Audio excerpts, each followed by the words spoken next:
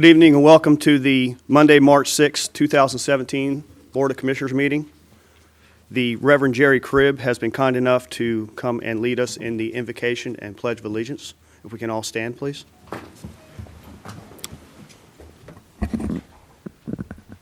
Is Jerry Cribb here? Mr. Beaumont, would you be kind enough to lead us?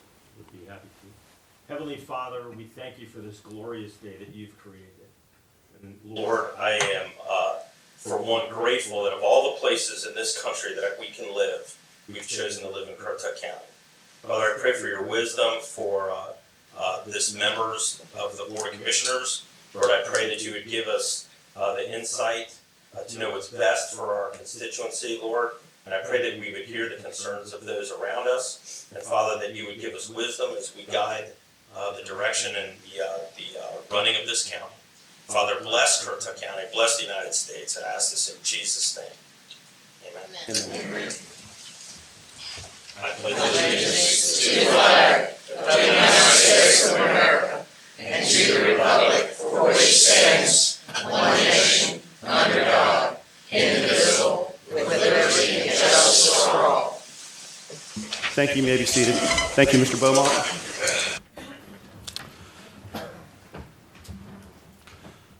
First item this evening is the approval of the agenda. make a motion to approve the agenda. Second the motion. Any discussion? Any additions? All in favor? Aye. Opposed? Hearing none, motion passes unanimously. Next item is public comment. We've got 5 people signed up for public comment. If you would, please keep your comments to 3 minutes. The first individual is Marv Alpin with the Red Cross.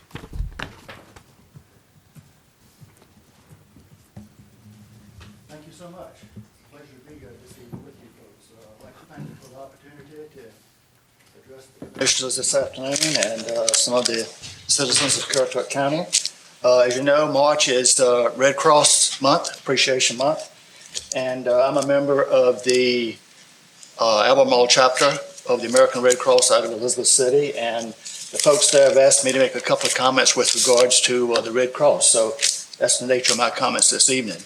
One of the things that folks might not realize with regards to Red Cross is the importance of the general public with our success in what we do. Red Cross, like any organization, has members, people that are on the payroll that are actually responsible for the day-to-day organizational activities of the organization, but the American public plays a big role in what Red Cross does. One of the things, of course, is through monetary donations. This helps arrange the finances that enables us to provide the services that we do for citizens in disaster situations. And the other thing that the general public does, which some people may not realize, is volunteers. The services that are actually applied in the field are provided by Red Cross volunteers. And these are just members of the general public. And this is one area where we in the Albemarle District are very much in need of support and help these days. I'm sure other chapters are in the same need. Just to mention some of the things that we do is disaster relief. That's one of the areas that I'm involved in, and we're the people that actually go in the field and provide food, shelter, blankets, water, and so forth to storm victims. The other part that volunteers play is counseling. A lot of times people that have suffered damages and loss during storms go through a lot of emotional turmoil. And Red Cross can provide counseling for these folks to help them get through these very difficult times. Administrative work, manning phones. One of the things that we also need people to help us with, you might not think this is important, but when folks have lost and had a lot of damage to their homes, they need information regarding where they can go to get repairs for their houses, where they can get a tree removed, and we need people to do that. Shelter management. You always see on TV Red Cross personnel managing shelters. This is another area where we need help, and these are people that actually go in, manage these shelters, and provide people in the shelter with their basic needs for getting through these very difficult situations. So in summary, I'd just like to say that it's a pleasure being here this evening, and we'd like to solicit an appeal for the support from the citizens of Currituck County to help us with getting more volunteers to help us with our storm efforts here in Currituck County. They can contact the Red Cross chapter in Elizabeth City, and their number is 335-2185. Thank you so much. Appreciate it. Mr. Ellis. Thank you. Rebecca Herring.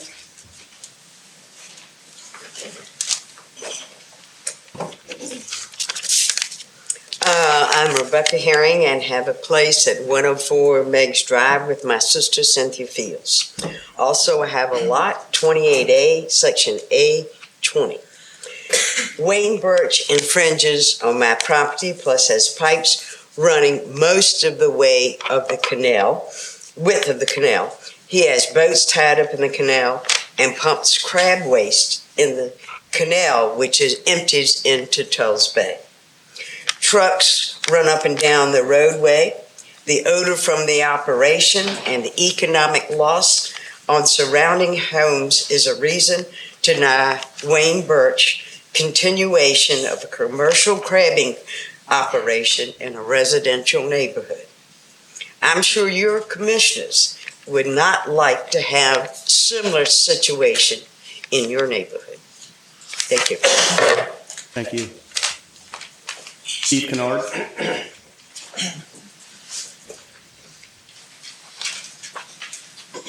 Evening, Steve Kennard, 107 Alex Lane. I do appreciate the survey, you guys taking the time to hear everybody's concerns before a decision is rendered here. But one thing that I did notice on the survey is the number one thing was sales on the property. On-site sales and traffic, and which is what I said the last time I was in here, is what is caused by wholesale, retail, and that type of thing being done. And another thing that I noticed was the last thing that people were concerned about was the on-site storage of crab pots and everything. You know, that doesn't bother me a bit, and it never has. I'm not against a person trying to make a living. And, you know, if they need to store their crabs and pots and nets and boats on their property, I don't have a problem with that. But, you know, the traffic and the wholesale of property and everything that goes along with the sales of them there, that's where I run into a problem. Thank you. Thank you. Wayne Twyford Jr. How you ladies and gentlemen doing? I'm Wayne Twyford Jr. I live at 1079 Water Lily Road. I've lived there for 53 years. My family's been here, moved here in about 1918. We've been in commercial fishing since that time. I feel that before I realize y'all are going to take a vote in the near future. I urge you to think about all the livelihoods that you're going to affect. There's a lot of commercial fishing history in this county. There's a lot of commercial fishermen in the county.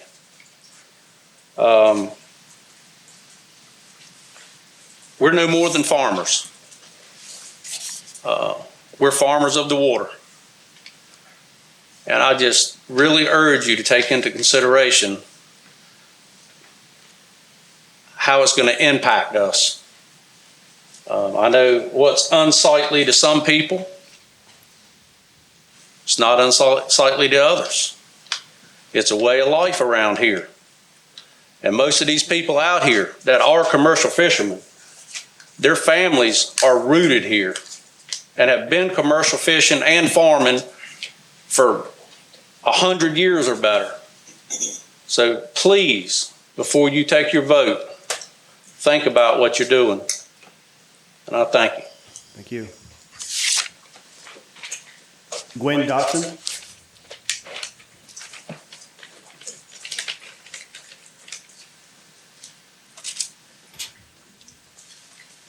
I'm Gwen Dodson, and I reside at 119 Womack Drive. in Currituck County. And I would like to see commercial and wholesale sales of fishing and crabbing denied in residential subdivisions. I understand that there are some regulations that you all have come up with.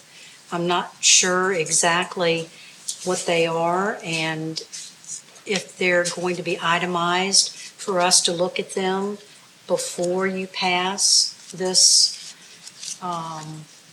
law into effect. Is that something someone can answer? Is there some guides and guidelines that you have other than Lauren Berry's recommendations? This is a public comment section. Your answers will be questioned during the presentation. Okay. I would like to see some type of written type of program like Lauren Berry's, if there is one.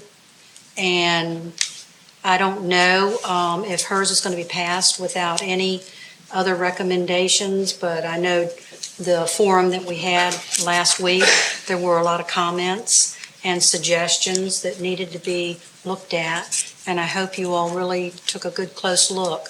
We're not against crabbers. We just want to keep our neighborhoods nice, and for some reason, it doesn't look like they try to keep up with those standards.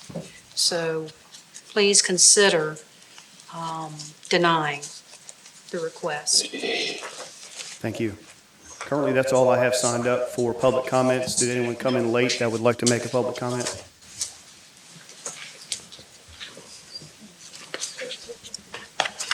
Good evening. My name is Lauren Berry. I reside at 117 Alex Lane, Marietta, North Carolina. I'm the one with the text addendum right in front of you. First, I'd like to say that the reason for this text amendment was in the spirit of compromise between the commercial fishermen and the county. Pretty much, we get complaints once a year. Everybody's gotten one sometime or another. They've been in business. A lot of times, they've been able to resolve it. This time, it brought up a lot of other things. Excuse me while I read this so I make sure I do correctly.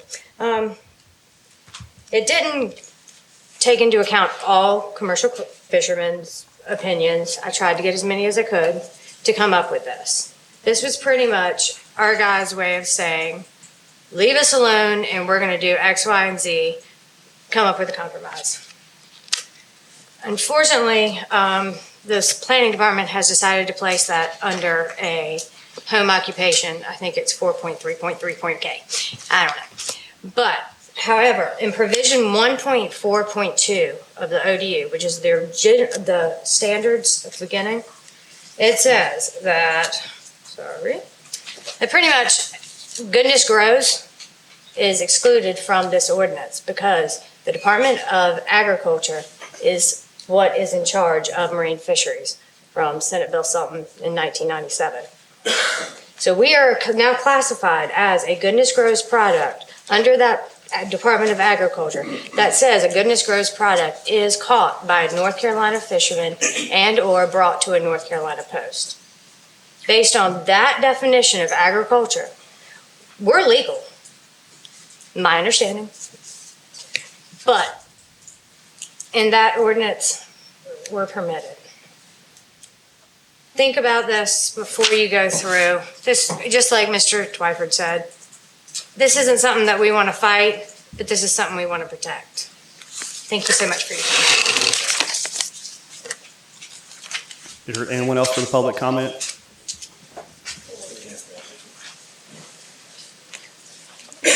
Wayne Lewart, Knox Island.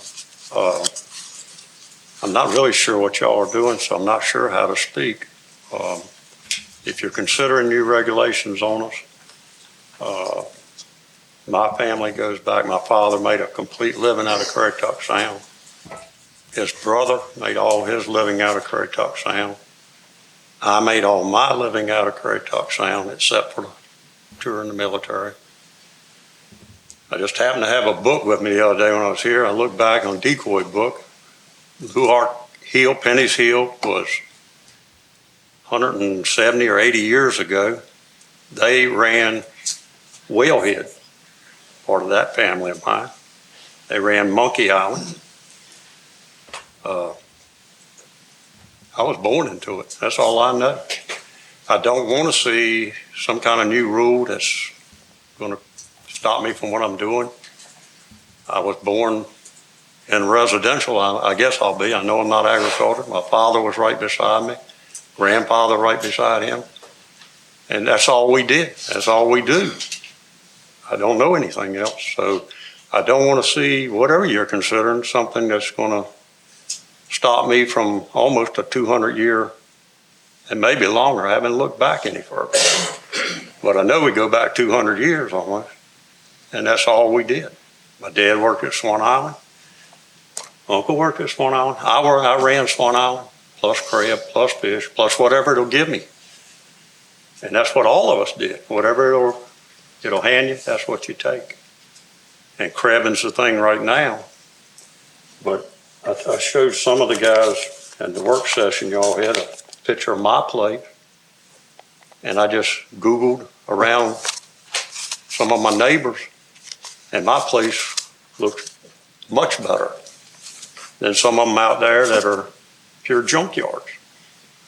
So whatever you're considering, if you can make the junkyard type things clean up, do that for me. Just if you get a complaint on me, make me clean up just like you would somebody with and I've got the pictures here if you care to see them. They're non-fishermen. I didn't type but 3. I could have bought you 10 to 1 that look worse than me. So I feel like I'm being singled out from that angle.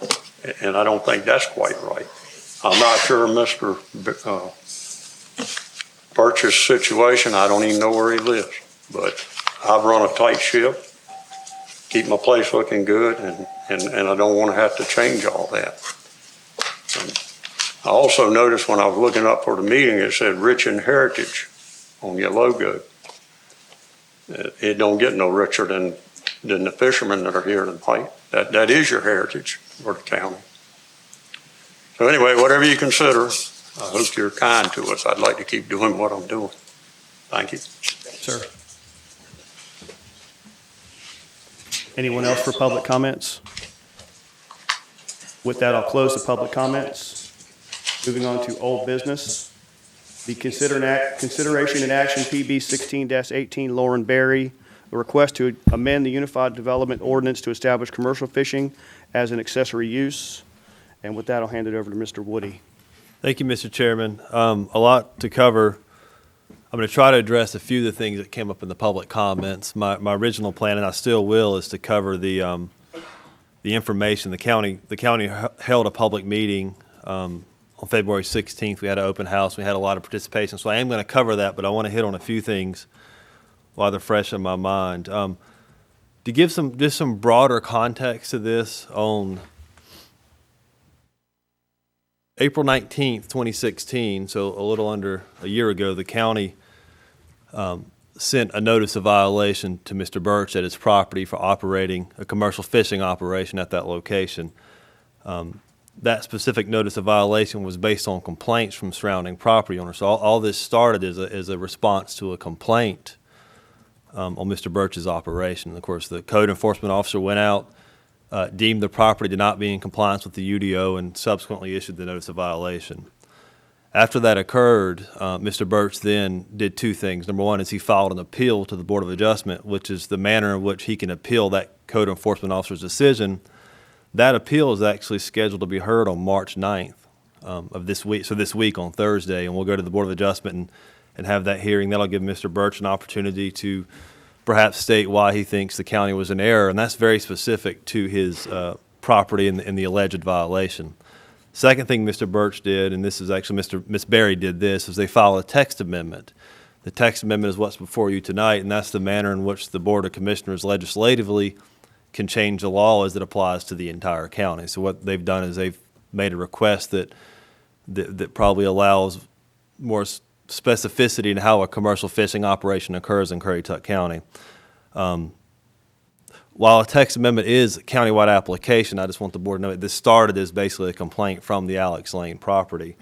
The county over the years has had a variety of different standards that apply to home-based businesses. The county, in the past, when we have specific provisions to crab shedding operations, but the county never has actually put the term commercial fisherman in the ordinance. So it's always just kind of been out there, and it just occurs. For the most part, those operations probably occur as home-based businesses or home occupations, no different than if a contractor runs a business from his house or whatever it may be. In this particular case, when Mr. Birch's property was investigated and the notice of violation was sent, what was referenced was the current home occupation standard. So that's very specific to his property. There are other fishermen in this county, as you've heard, that have been here for many, many years. So I can't tell you that every fisherman in Currituck County violates the ordinance. That's really going to be a case-by-case basis, because some of these folks have probably been doing this before there was an ordinance. And certainly there's grandfathering provisions that go along with that. So I just want to give some context. When you go to a violation, you investigate it, and a lot of that depends on, well, how long has it been in operation? Does it meet the ordinance? What ordinance was it started under? So there's a lot of complexity to working through these. So it isn't just a broad sweep, well, everybody either meets this or they don't. There's context to every situation, and every situation's unique. So I just want to put that out there for everybody to understand. Another thing that Ms. Berry referenced, and I'm not making a determination on that sitting here tonight, but what she referenced in the ordinance is the bona fide farm exemption. North Carolina has an exemption that says if you're a bona fide farm, you're exempt from zoning requirements. So you're able to conduct your business without zoning oversight. Bona fide farm does include aquaculture. So aquaculture is one of the recognized bona fide farm provisions in the statutes. Now I'm going to read the definition of aquaculture to you as it relates in the general statutes. Aquaculture means the propagation and rearing of aquatic species in controlled or selected environments. So I think what you've got to do when you decide what is a bona fide farm, you've got to decide, is it aquaculture? And what that means is, are they propagating and rearing aquatic species in a controlled and selected environment? So that's a key test that you've got to walk through to see if, in fact, something is a bona fide farm. And again, I'm just giving you the context of that statement and where it comes from. With that, I'm going to move into the information from the public meeting real quickly, and then I can answer specific questions after that. The county did hold the open house on February 16th from 4:30 to 6:30. We had 38 attendees. Of those 38, 18 stated they were resident or non-residents, kind of the resident side of things, and 18 stated they were commercial fishermen. So it was kind of a 50-50 split, which is pretty amazing that it came in that way. We had a questionnaire that folks could fill out. We had 36 questionnaires that were completed and returned. So almost everybody that came took the time to fill out a questionnaire, which is a good thing. I think the staff was kind of making them fill out the questionnaire, so we didn't let them leave till they did. But we got good responses from that. And then in addition to the questionnaires, we had 3 public input stations where you could just kind of go up and put your sticky note on a topic issue, and people could see what you said or what you thought. All that information is in your agenda package, and that's available to the public as well online. So hopefully you've had a chance to look through that. It is a lot of information. And I'm just going to real quickly cover some of the highlights from the questionnaires primarily. Resident, non-resident questionnaire, we asked a series of questions, and one of the things I want to cover is we asked what part of a commercial fishing activity would be least appropriate in a residential area, or not appropriate is what it actually said. And then we weighted those and we kind of prioritized those. So what most of the residents said, the things that they think are least appropriate for a residential area is number 1, on-site sales, number 2, traffic and road access, and number 3, the parking and storage of vehicles and trucks. As the one gentleman pointed out, actually what was the least response, or the lowest rated, or the least concern, I should say, was the open storage of crab pots and nets. I will verify that most folks don't tend to complain about the crab pots per se. It tends to be more of the activity associated in terms of retail sales or traffic, those types of issues. Another question that we asked the residents to respond to was what they thought would be the most appropriate ways to reduce these impacts. So if you have these impacts, what's the best way to reduce them? Again, number 1 was just no on-site sales. Number 2 was the size of the operation related to the size of the property. And number 3 was having increased setbacks from property lines. So again, that's probably tells me that, number one, you have the sales, which relates to the traffic, but probably residents' concerns were some relationship to, is the operation too big for the property, and is it too close to the neighboring properties? That seems to be kind of where the residents come from. I'm not going to read, if there's some interesting individual comments in the meeting information, I'm not going to read those, but if you went through those, you saw there's a lot of opinions from the residents on different elements of the fishing operations. Moving on to the commercial fisherman questionnaire, I want to hit a few things that the commercial fishermen responded to. And this really gives you a good feel for kind of, at least those that attended, the manner in which most of these commercial fishing operations probably operate in our county. We asked them, what do they do? What's their operation consist of? 94% of the folks that attended said they have open storage of pots or nets. I think you can safely say that if you're a commercial fisherman, you're going to store crab pots on your property. The second thing was the storage or parking of vehicles or trailers. 55% of the respondents said they have that as part of their business. And then 50% of the respondents said they're licensed dealer operations, which is a license or a license you get through the state in order to be a dealer of commercial fishing associated with commercial fishing. Then after that, everything else kind of fell off a little bit, and it was probably 40 to 30% of the respondents. We asked what the size of the typical commercial fishing operation was. That was really spread, but the number one response was between 2 and 5 acres. About 33% of the respondents said that's how big their operation was. 22% of the respondents said between 1 and 2 acres, and then another 22% said less than an acre. So they're kind of spread, but it seems like most of the folks tend to be between 2 and 5 acres. We asked how many employees they had. 66% of the respondents said between 1 and 2 employees. 22% said 3 to 4. So what that tells me is most of the commercial fishing operations are probably relatively small, don't necessarily have a lot of employees that report to work. We asked how many crab pots the commercial fishermen had. Overwhelmingly, the answer was more than 500. That was 38%, and actually another 38% said more than 1,000. So there's no doubt that when you're doing this, you have probably a fair number of crab pots associated with it. So really what you're looking at is more than 70% of the fishermen have more than 500 crab pots if they're doing this. Total number of boats, 55% said 2. And after that, everything else was pretty small percentages. But again, majority have 2 boats associated with the operation. It was about 50-50 if they allow other commercial fishermen to dock boats at their property. And then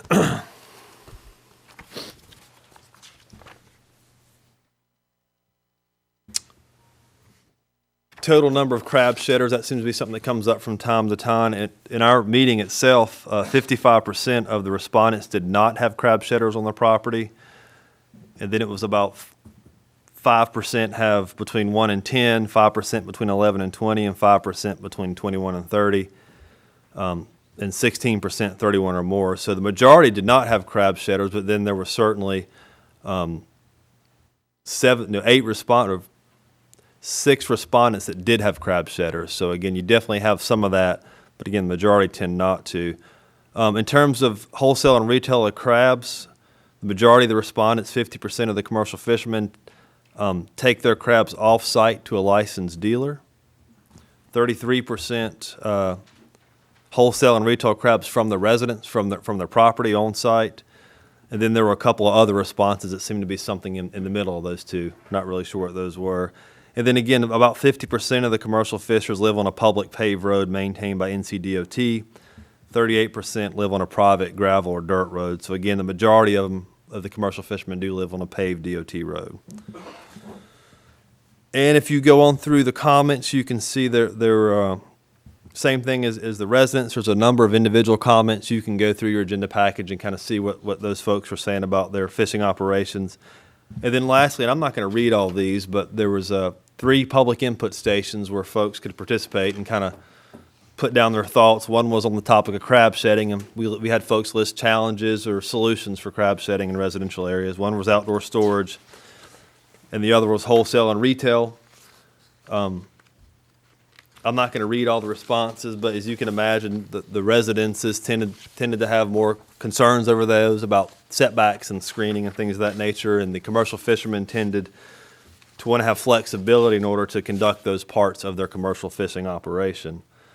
A little bit of housekeeping, I should have said this up front. We had a public hearing on this item on January 17th of 2017. At that meeting, the Board of Commissioners closed the public hearing, and you asked the staff to go out and have this meeting, and we did, and I've reported that information back to you. So tonight, this is before you for consideration and action, and I can answer any questions you have at this time. Mr. Woody, I got a couple questions. It sounded like at the beginning of this that this is something that the county did not initiate. The county wasn't looking to do anything with the local fishermen and crabbers. This was initiated by an individual, is that correct? Correct. The text amendment was submitted by Ms. Berry, and it is a response to a notice of violation that the county sent to Mr. Birch. So no, this is not a county-initiated effort to create a set of standards for or against commercial fishermen. And there's a lot of established fishermen that we've heard, and I know of as well, that have been doing this for a long time and have had their little businesses throughout the county. How long has this application, or how long have they been conducting the business that they're doing now? Is this new, or has it been there for a long time? I think if you go, Mr. Birch got his commercial fishing license, I believe, in 2001. And then it appears that the dealer's license and the permitting required to do crab shedding were issued sometime in 2014. So it does appear from our research that those elements of his particular business are probably more recent. Than what locals have been doing for years. And, Correct. and I guess I have another question. I don't know if the county attorney or Ben can answer. I mean, we currently have ordinances, nuisance ordinances and stipulations, processes that can address certain concerns in residential neighborhoods or complaint-driven. I mean, do we not?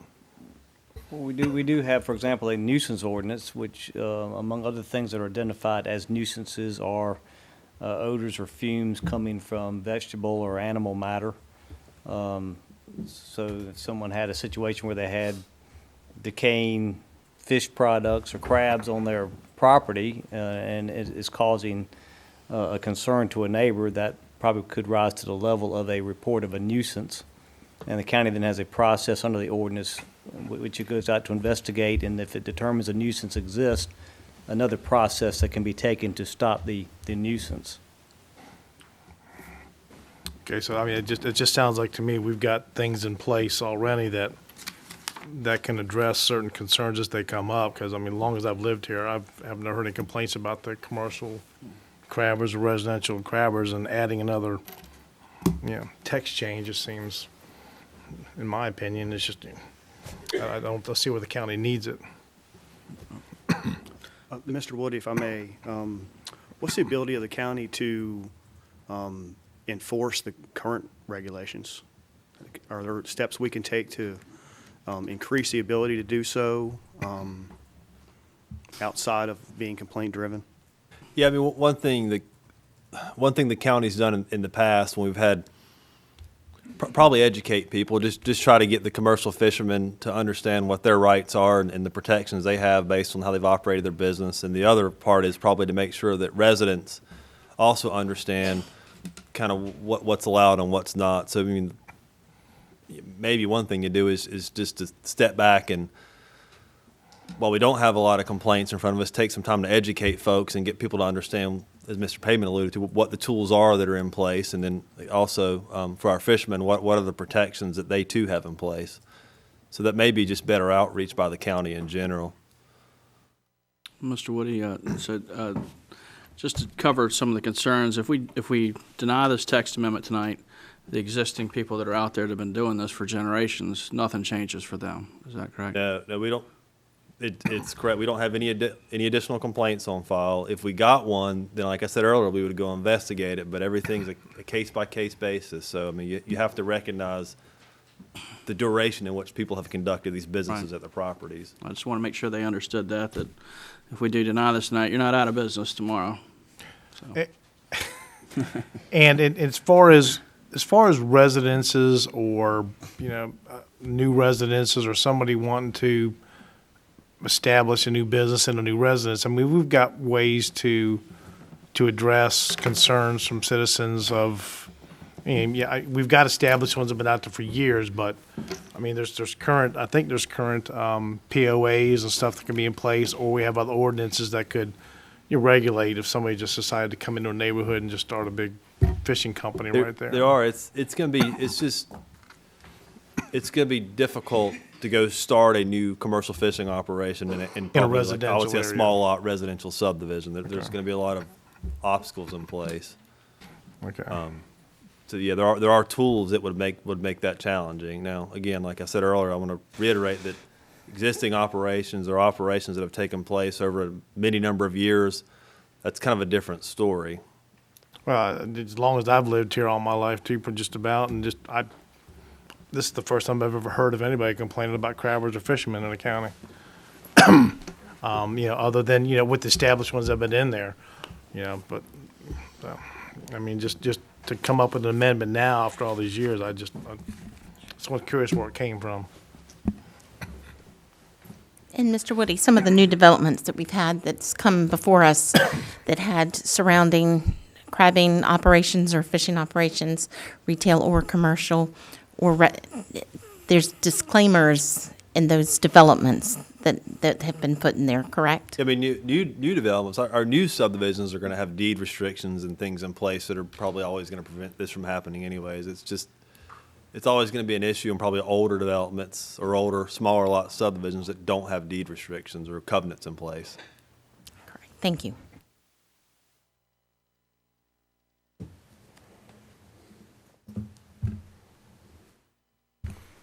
Any further questions? I open the floor for a motion. Mr. Chair, I'm prepared to make a motion. I'd like to move to deny PB 1618 because it's not consistent with the land use plan, because it's incompatible, commercial encroachment within or immediately adjoining residential areas shall be prohibited as stated in policy CD 5. Access to a higher intensity development or other large traffic generators that shall not be permitted through a local street serving a single-family residential neighborhood, and that's in policy TR 11. And the request is not reasonable and not in the public's best interest because it allows a recently expanded commercial fishing use in a residential zone subdivision. And the intensity of the use, including commercial traffic, outdoor storage, and wholesale sales, is not compatible with the surrounding small lot residential uses. And that's going to be my motion, just to deny the. I'll second that motion. Any further discussion? All in favor? Aye. Opposed? Hearing none, motion passes unanimously. Moving on to new business. Board appointments. First one is Library Board of Trustees. We'll give a minute for the room to clear.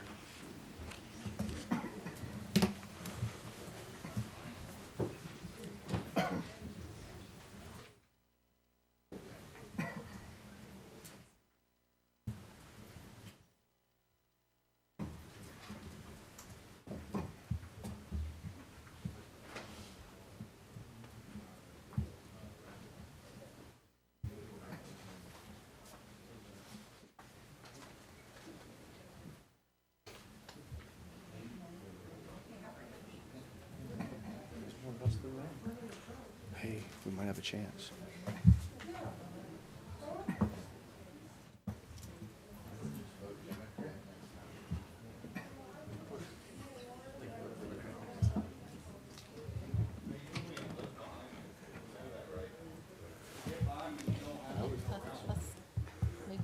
Okay, moving on. Next item is board appointments. The first one be Library Board of Trustees.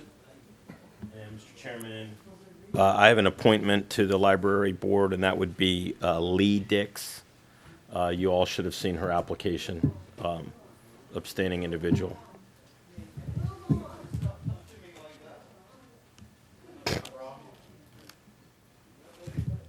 I move to approve. I'll second that. Any discussion? All in favor? Aye. Aye. Opposed? Hearing none, motion passes unanimously. Next one would be Senior Citizens Advisory Board. That would be me, Mr. Chairman. I spoke with Miss Cindy Scott. She is eligible to stay on the board for a second term and is interested in doing so. And I don't have a candidate, Mr. Chairman.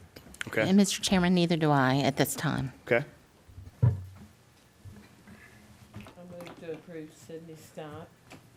I'll second that. Any further discussion? All in favor? Aye.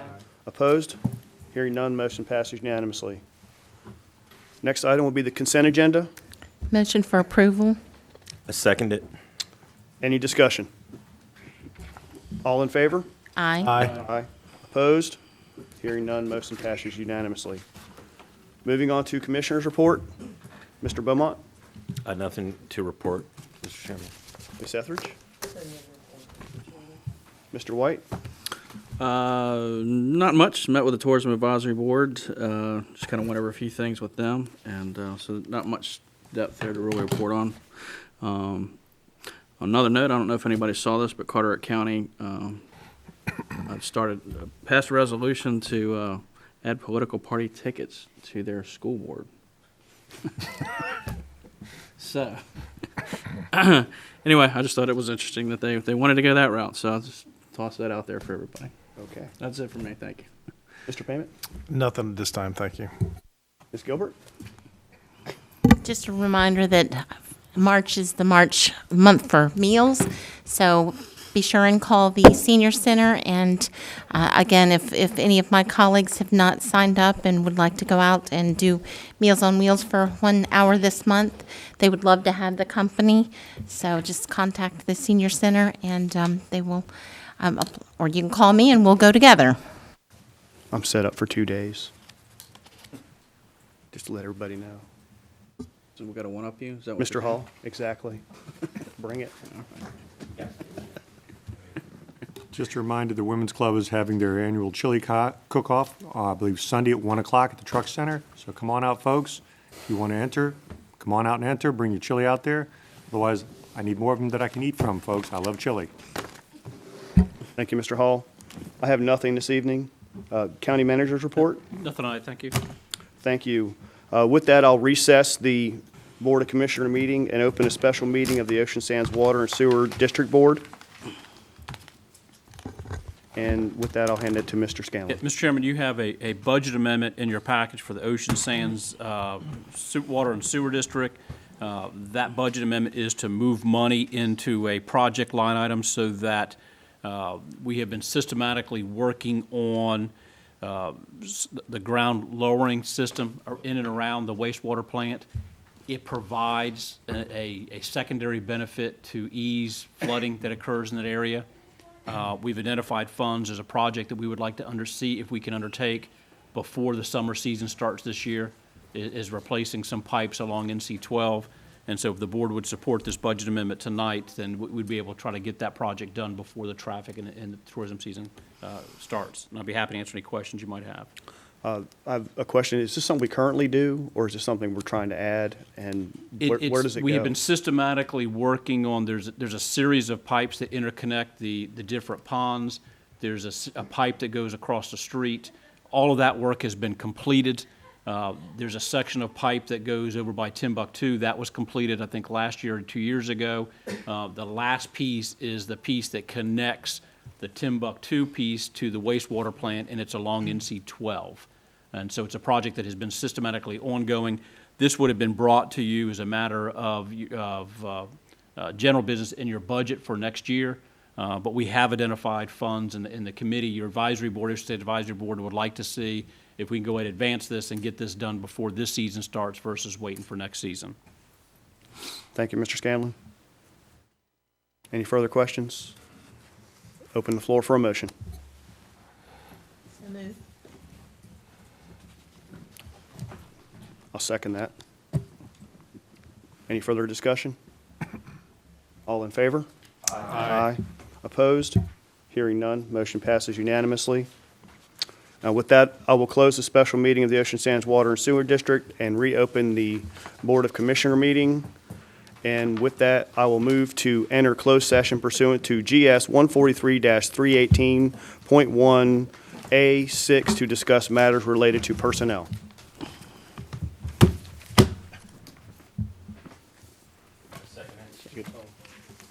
All in favor? Aye. Aye. Opposed? Hearing none, motion passes unanimously.